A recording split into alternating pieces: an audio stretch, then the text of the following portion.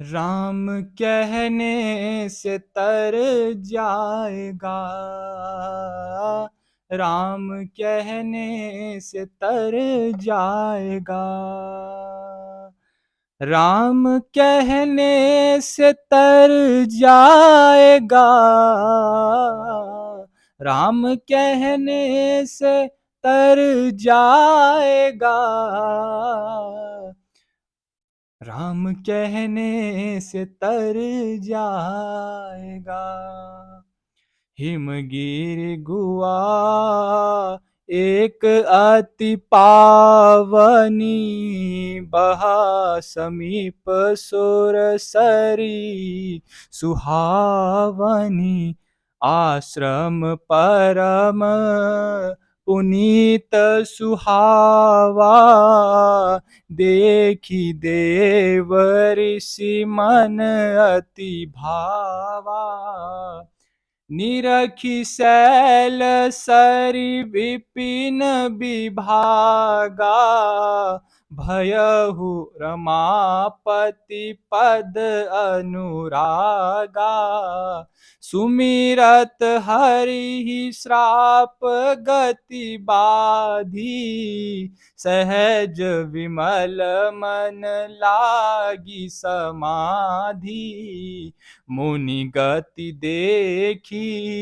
सुरेश डेराना, काम ही बोली कीन सन्माना, सहित सहाय जाऊ मम हेतु, चले हरसिया जल चर केतु, सुना सुना सिर मन महुअसि त्रासा, चहत देव ऋषि मम पुरवासा, जे कामी लोलुप डर, जे कामी लोलुप जग माही, कुटिल काक इव सबहि डेराई,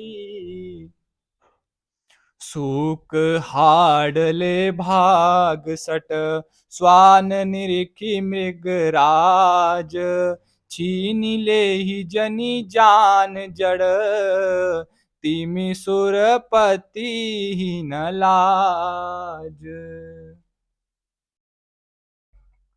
हिमालय पर्वत में एक बड़ी पवित्र गुफा थी। उसके समीप ही बहुत सुंदर गंगा जी बहती थी। वह परम पवित्र सुंदर आश्रम देखने पर नारद जी के मन को बहुत ही सुहावना लगा। पार्वत पर्वत, नदी और वन के सुंदर विभागों को देखकर नारद जी का लक्ष्मीकांत भगवान के चरणों में प्रेम हो गया। भगवान का स्मरण करते ही उन नारद मुनि के साप की जो साप उन्हें दक्ष प्रजापति ने दिया था और जिसके कारण वे एक स्थान पर नहीं ठहर सकते थे, गति रुक गई और मन के स्वाभाविक ही निर्मल होने से उनकी समाधि लग गई। नारद मुनि की यह तपोमयी स्थिति देखकर देवराज इंद्र डर गया। उसने कामदेव को बुलाकर उसका आदर सत्कार किया और कहा कि मेरे हित के लिए तुम अपने सहायकों सहित नारद की समाधि भंग करने को जाओ।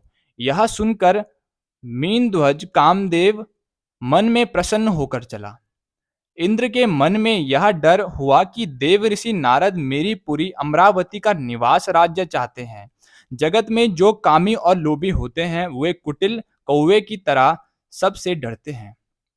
जैसे मूर्ख कुत्ता सिंह को देखकर सूखी हड्डी लेकर भागे और वह मूर्ख या समझे कि कहीं इस उस हड्डी को सिंह छीन ना ले, वैसे ही इंद्र को नारद जी मेरा राज्य छीन लेंगे ऐसा सोचते लाज नहीं आई। करुणा निधान रउआ जगत के दाता ही, श्री भगवान रउआ जगत के दाता ही, करुणा निधान रउआ जगत के दाता। बोलो सियावर रामचंद्र भगवान की जय।